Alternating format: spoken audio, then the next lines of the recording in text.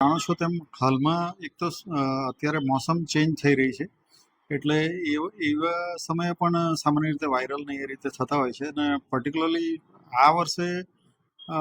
કમોસમી વરસાદના કારણે પણ 5 થી 7% જેવા દર્દીઓનો વધારો થયો છે અને એને માટે આપણી પાસે પૂરતા પ્રમાણમાં ડૉક્ટરો છે, ઓપીડી અને બધી વ્યવસ્થાઓ છે અને લગભગ રોજ બધું થઈને ઓપીડીમાં 4 થી 4.5 હજાર જેટલા પેશન્ટો આવે છે. એમાં પર્ટિક્યુલરલી મેડિસિનના કેસ જે વધ્યા છે એ 700 થી 800 જેટલા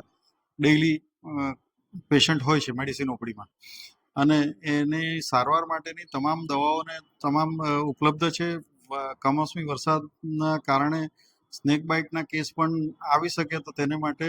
અગમચેતીના ભાગરૂપે અત્યારે એન્ટી સ્નેક વિનમ પણ પૂરતા જથ્થામાં છે. શનિવારે આપણા માનનીય આરોગ્ય મંત્રીશ્રીએ આરોગ્યના હાયર ઓથોરિટી સાથે મીટિંગ કરી હતી અને એમને સૂચનાઓ આપી દેવામાં આવી છે, જેને કારણે દવાઓ પણ પૂરતા પ્રમાણમાં છે અને સારી વ્યવસ્થાઓ થઈ ગયેલી છે. સર, ખાસ કરીને અસર બાળકોમાં જોવા મળતી તો કઈ રીતે બાળકોમાં પણ અત્યારે આ સંજોગોમાં જે સિઝન ચેન્જ થઈ છે એનો અસર આવતી હોય છે, પરંતુ પર્ટિક્યુલરલી આપણે ત્યાં જે અત્યારે જે માહોલ છે, વધારે પડતા જે આપણા દર્દીઓ પાંડેસરા અને વિસ્તારમાંથી જે આવતા હોય છે સિવિલ હોસ્પિટલમાં, પીડિયાટ્રિકની ખાસ કરીને વાત કરું, હમણાં ઘણા બધા ફેમિલીઓ બહાર ગયા છે એટલે ત્યાં દર્દીઓનો એટલો વધારો જે થવો જોઈએ બીજી જગ્યાએ એ રીતે વધારો થયો નથી, પરંતુ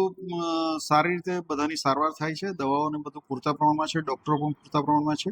અને કોઈ એ રીતનો વિષય નથી. કઈ રીતે સાવધાની રાખવી પડે? ખાસ કરીને સ્વચ્છતાનું ધ્યાન રાખવું જોઈએ, પાણી ઉકાળીને પીવું જોઈએ. અત્યારે પાણીજન્ય રોગોનો ખાસ એ હોય છે, સ્વચ્છતાનું ધ્યાન રાખે અને કંઈ પણ થાય તો નજીકના કોઈ પણ કોર્પોરેશનના સેન્ટર કે સિવિલ હોસ્પિટલમાં આવી જવું જોઈએ, જેથી એને નિદાન થઈ અને એની સારવાર થઈ શકે.